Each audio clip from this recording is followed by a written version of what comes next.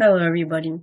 Now, if you just finished watching my first C++ video, then you might or might not have an idea on what this video is about, but I guess you can see from the title. If you have not watched my first C++ video, I highly recommend doing it so that you can understand the syntax. Alright, so let's talk about pointers. This was one of the most confusing things for me, but thankfully, thanks to some great YouTube videos and great forums that I watched from Geeks for Geeks, everything like that, I finally understand it. I hope. So, let's get into it. Alright, so now what is a pointer? Well, first, let's start off with memory. And here we go. Let's say we have the variable int x is equal to 4. Now, for us, x is equal to 4, but on our computer screen, or our computer system, that value of x is stored in the memory of our computer, where it will be eventually pulled out whenever we call x. We can actually find where that memory is by printing it out. So we'll do std COUT, and then to find memory, we actually do the ampersand symbol, x, and then continue. This is called a reference, which is just like the memory address, alright?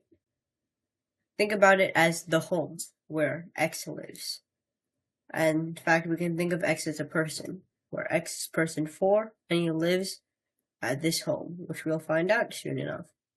He lives at home OXE5B7. This is hex code. Alright. So x is a person who lives in this home. Now, we can do a thing called a pointer, which points to this memory address.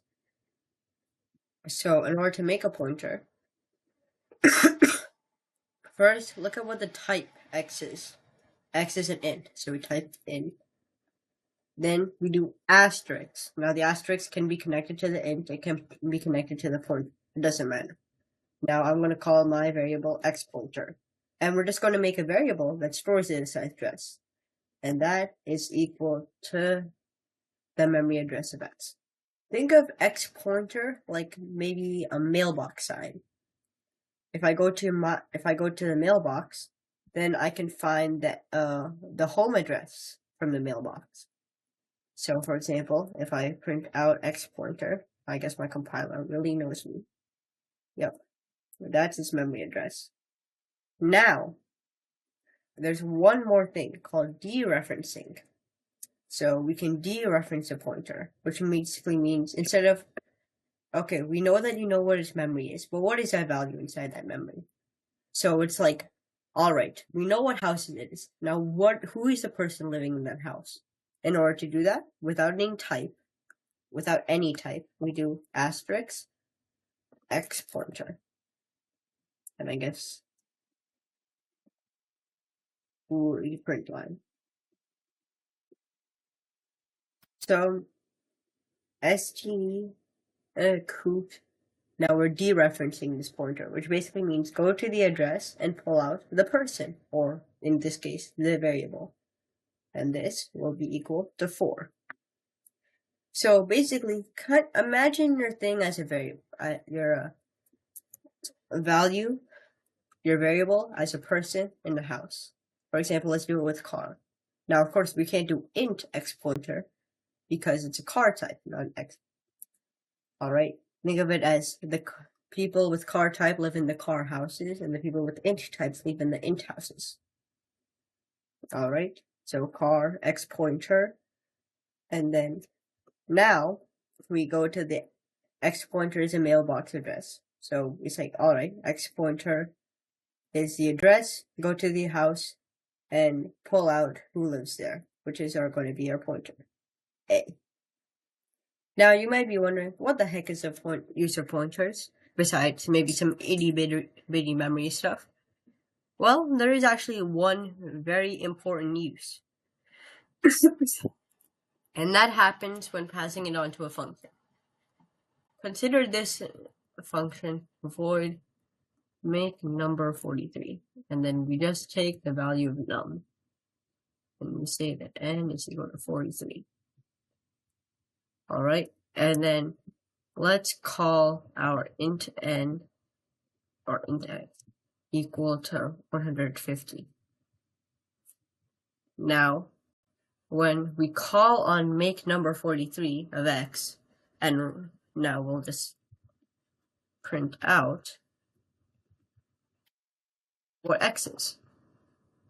Now, if our function tells us to make this x value 43, it should work, right? I mean, x should be 43. But when we run our program, we get 150. Why is that? Well, I'm going to prove to you that this value, this n equals 43, and this value, the thing we put in our parameter, is not the same thing. And we can do that by its place in memory.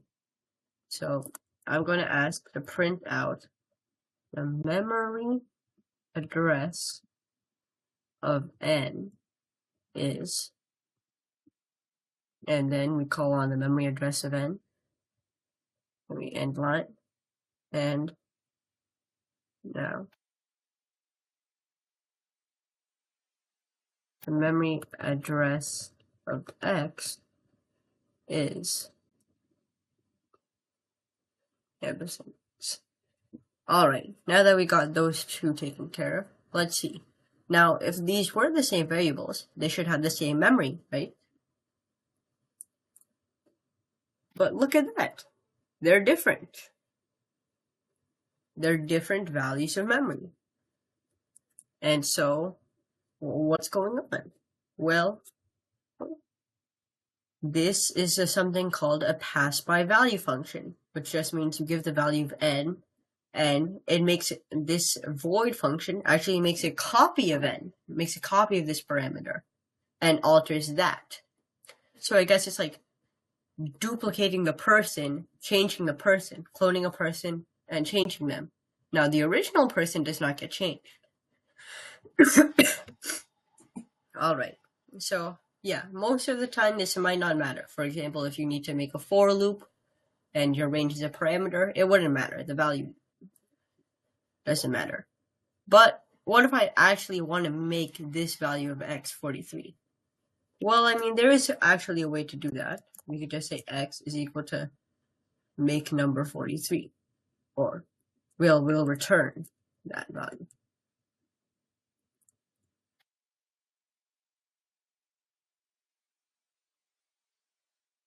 Oops, sorry. Put this an int. So remember, int returns. And then, wait, no, I shouldn't do memory. So let's comment this line out. And yes, this will technically work. Yes. Because we're returning the value of n and equating x to this value of n. So when we do print out x, it will be 43. However, this is not the best way to do this. Instead, we can do something called pass by pointer, which is something we can do in C++. So it's very simple. What we're going to do is instead, we're going to take a pointer value of n. Basically, we're going to say that n is going to be equal to the memory address. We know that n is going to be a pointer, and that n is going to house a memory address. Our program, this is like a return type, a type, int of int asterisk means the memory address of an integer. Think of it as a data type as well. And then what we're going to do is just change that value of n to 43. And then instead of x, we're going to put in the memory address of x. And then when we ask for x,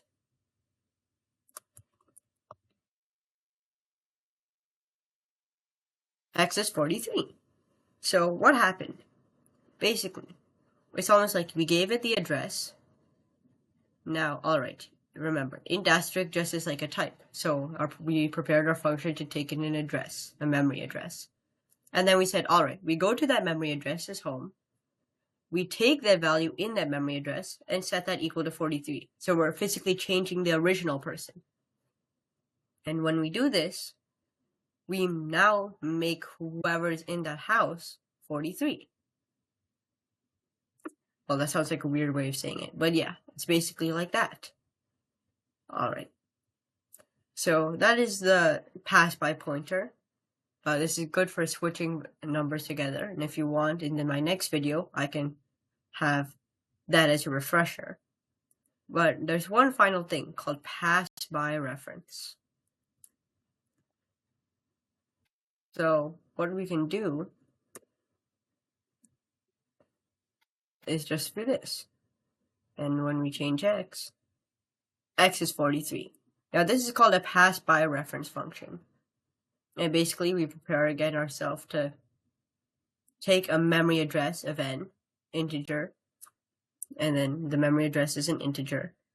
Take that value in and make it so that when we take x, when it has a reference as a parameter, I think it just stops it from copying. From what I was able to research, it stops our function from copying the address. Instead, it just works with that own address because we're giving it a specific memory to point to or allocating it memory to work on. So then we just go to that n and set it to 43. This is going to be the same n in the house. So I guess that basically wraps up pointers. I hope I did a decent enough explanation for you to somehow get your head around it. If you find anything confusing, please point it out to me and maybe I'll try again. Or if you want, there are a lot of great videos that once I eventually find their links, I'll link to in the description for you to, I guess, gain better knowledge. But thank you all for watching and good luck on your C++ journey. I'll be right there with you.